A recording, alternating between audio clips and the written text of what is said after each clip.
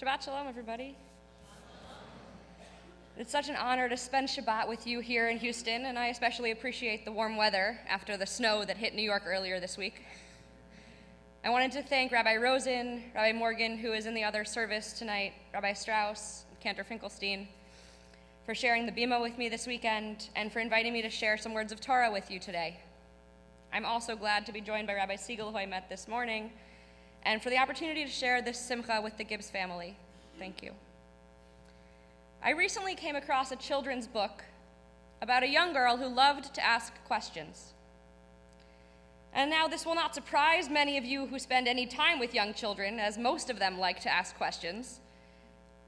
But what set this book apart was the title that the author had chosen. It was called, "Where Does God Live?" As I soon realized, this is a question that not only children, but all people have been discussing for millennia. I would like everyone to take a moment and think about the answer to this next question.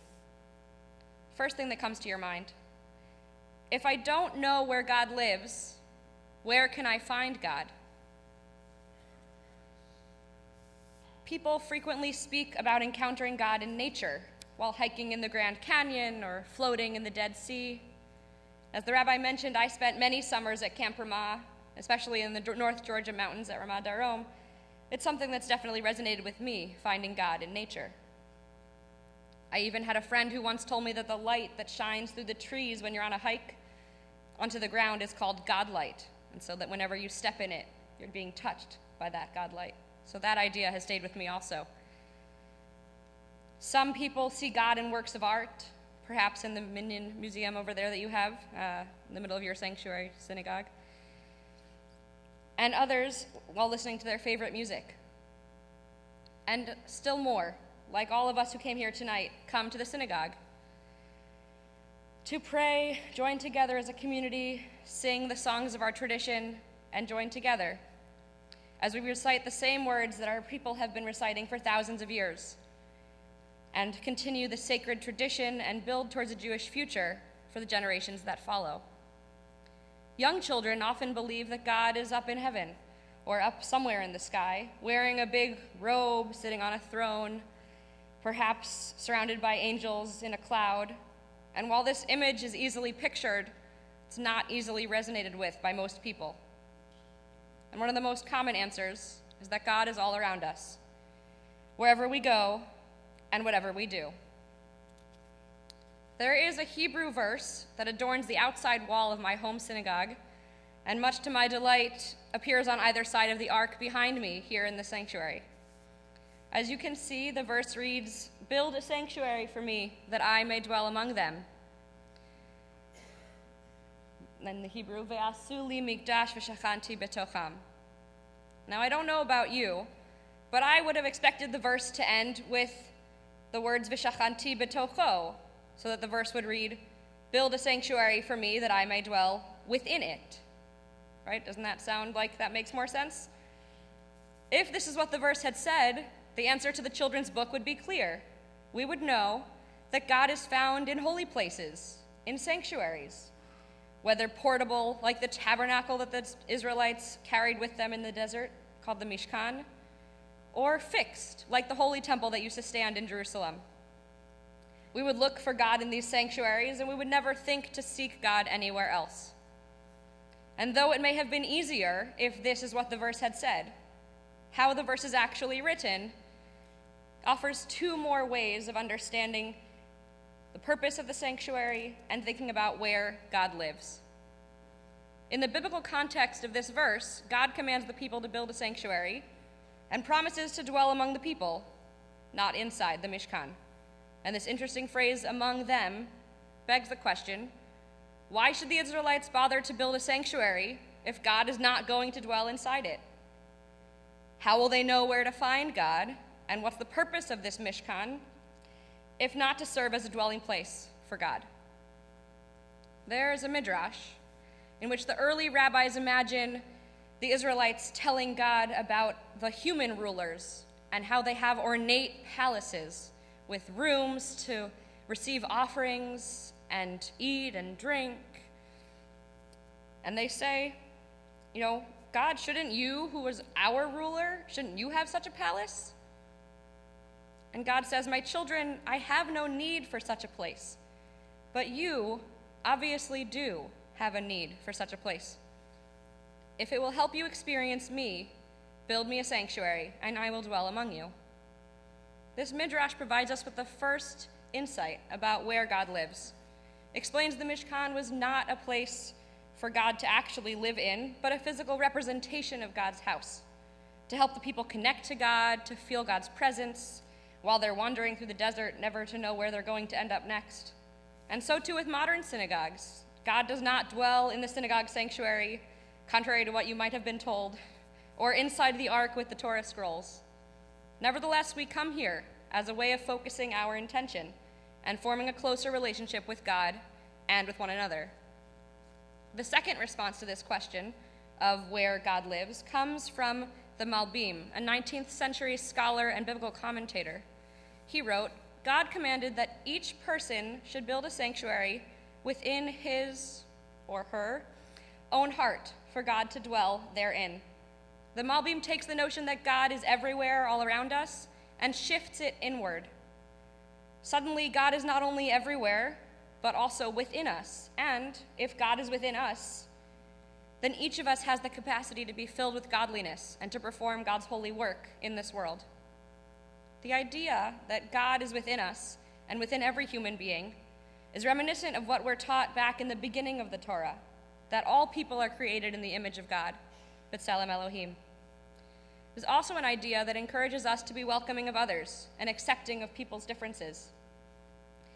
As the rabbi said, I became acutely aware of the importance of this concept during the 2 years I spent as an assistant teacher in a preschool for children with special needs before starting rabbinical school.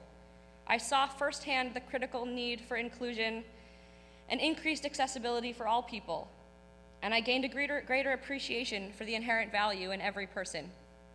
I also watched many Jewish families struggle with the difficult decision whether to send their child to the special school where I worked or to pull them out to put them in a Jewish school at a younger age where they wouldn't have as good attention from the teachers, as much time to be spent focused on how to learn how to really function in this world that we have. And although many of our communities have made considerable progress in providing meaningful and accessible tefillah and educational experiences for diverse learners, there are still many steps left to be taken towards achieving full access to Jewish living and learning for all who desire it. In addition to recognizing the need for treating all Jews with dignity and respect, we are also obligated to respect all people, irrespective of their gender, ethnicity, or religion.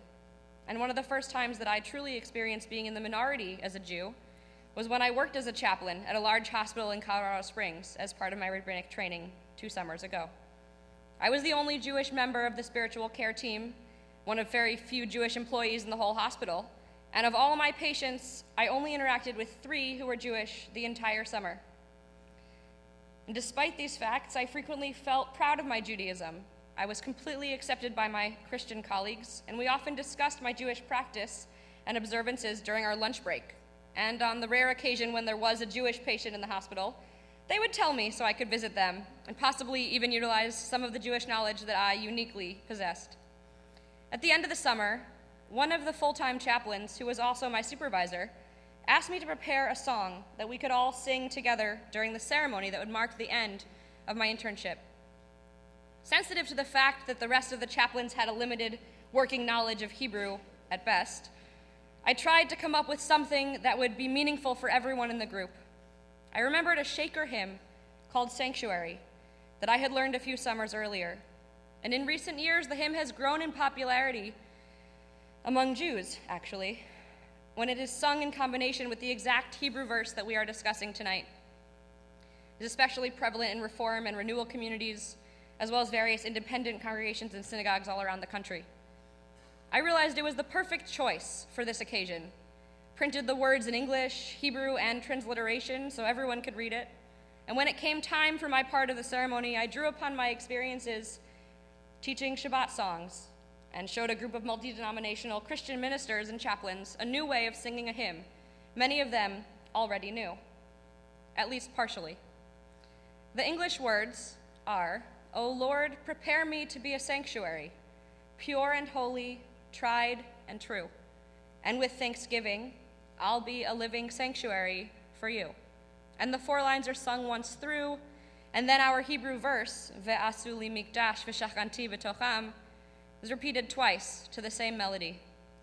If you're familiar with the song, or just a fast learner, I'll invite you to sing along. We're going to go through the melody a few times, so maybe by the end, you'll be singing with me.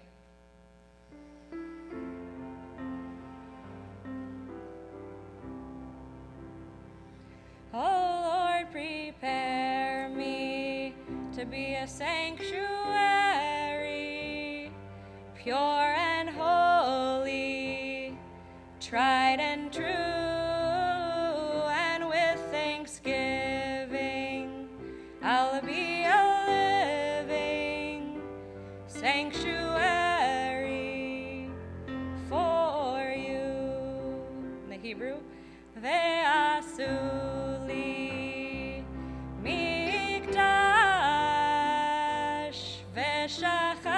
Shachanti betocham ve'asuli mikdash ve'shachanti betocham. Once more with no words. Yai nai nai nai nai yai nai nai.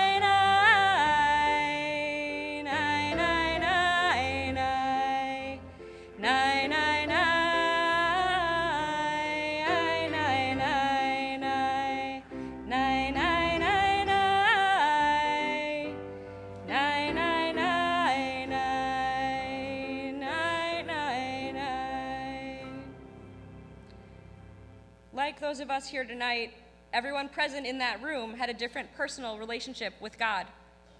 But as chaplains, we could all connect to the idea of making ourselves pure and holy and becoming a living sanctuary for the divine. I would like to leave you with one last story about the great Hasidic master, Rabbi Menachem Mendel of Kutsk, also known as the Kutzker Rebbe. He was once visited by some learned individuals, and he asked them the same question we have been discussing tonight. Where is the dwelling place of God?